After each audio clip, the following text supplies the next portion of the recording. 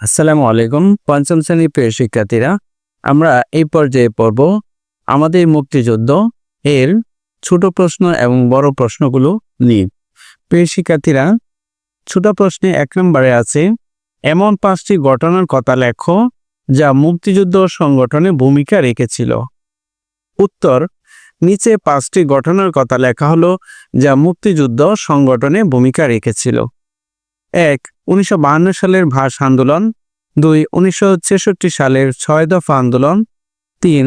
1969 সালের গণ-অভ্যুত্থান। 4.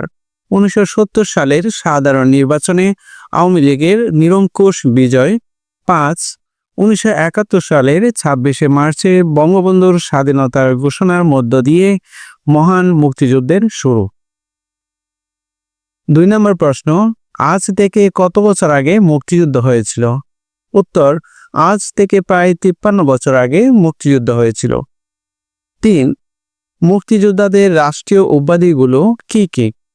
উত্তর, মুক্তিযোদ্ধাদের রাষ্ট্রীয় উপাধিগুলি হল বীর শ্রেষ্ঠ, বীর উত্তম, বীর বিক্রম ও বীর প্রতীক। প্রিয় শিক্ষার্থীরা, আমরা সংক্ষিপ্ত প্রশ্নগুলোর উত্তর শেষ করেছি। এখন আমরা পড়ব বড় প্রশ্নের উত্তর। বড় প্রশ্নের 1 নম্বরে আছে, মুক্তিযুদ্ধে ভারত আমাদের কিভাবে সাহায্য করেছিল? আমরা লিখব, মুক্তিযুদ্ধে ভারত আমাদের নানাভাবে সাহায্য করে, যেমন 1.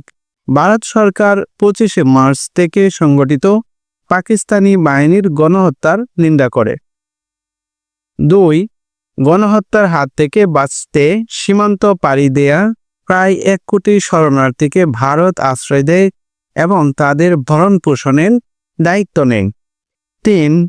কলকাতায় প্রবাসী বাংলাদেশ সরকার পরিচালনা ও স্বাধীন বাংলা বেতার কেন্দ্র নামে বেতার কেন্দ্র স্থাপনে ভারত সহায়তা করে। 4. ভারতের মাটিতে এপ্রিলের শেষ দিকে বাঙালি যুবকদের সশস্ত্র প্রশিক্ষণ দেওয়া শুরু হয়, যা মুক্তিযুদ্ধের শেষ পর্যন্ত অব্যাহত থাকে। 5. ভারত আমাদের মুক্তিযুদ্ধের সহায়তার লক্ষ্যে মিত্র বাহিনী নামে একটি সহায়তাকারী বাহিনী গঠন করে চূড়ান্ত বিজয় অর্জনে ভূমিকা রাখেন। প্রিয় শিক্ষার্থীরা, 2 নম্বর প্রশ্ন হচ্ছে, বুদ্ধিজীবীদের কারা হত্যা করেছিল? এটার উত্তর লিখব আমরা, বাংলাদেশের প্রায় সকল মানুষই মুক্তিযুদ্ধের পক্ষে ছিল, তবে এদেশের মানুষের খুব ক্ষুদ্র একটি অংশ মুক্তিযুদ্ধের বিপক্ষে অবস্থান নেয়। তারা পাকিস্তানি হানাদার বাহিনীর সহযোগী হয়। পাকিস্তানিরা তাদের নিয়ে গড়ে তোলে শান্তি কমিটি, রাজাকার, আল-বদর ও আল-শামস বাহিনী। বর্বর পাকিস্তানি বাহিনী যখন বুঝতে পারল তাদের পরাজয় সুনিশ্চিত, তখন দেশীয় ঘাতকদের সহায়তায় এদেশকে মেধাশূন্য করার জন্য জঘন্য ও ঘৃণ্য পরিকল্পনা করে। মুক্তিযুদ্ধের শেষের দিকে 10ই ডিসেম্বর থেকে 14ই ডিসেম্বরের দেশদ্রোহীরা আমাদের দেশীয় বরেণ্য বুদ্ধিজীবীদের নামের তালিকা করে ধরে নিয়ে গিয়ে হত্যা করে। প্রিয় শিক্ষার্থীরা, এখন আমরা পড়ব 3 নম্বর বড় প্রশ্ন। আমরা এখন কিভাবে আমাদের স্বাধীনতা দিবস উদযাপন করি? এটার উত্তর এভাবে লিখব, প্রতি বছর 26শে মার্চ আমরা স্বাধীনতা দিবস উদযাপন করি। দেশের জন্য শহীদ বীর যোদ্ধারা ত্যাগের যে মহান আদর্শ স্থাপন করে গেছেন, তাদের স্মরণে দিবসটি পালিত হয়। প্রতি বছর স্বাধীনতা দিবসের প্রথম প্রহরে সাভারে উপস্থিত জাতীয় স্মৃতিসৌধে রাষ্ট্রপতি ও প্রধানমন্ত্রী সহ সর্বস্তরের জনগণ শ্রদ্ধা নিবেদন করেন।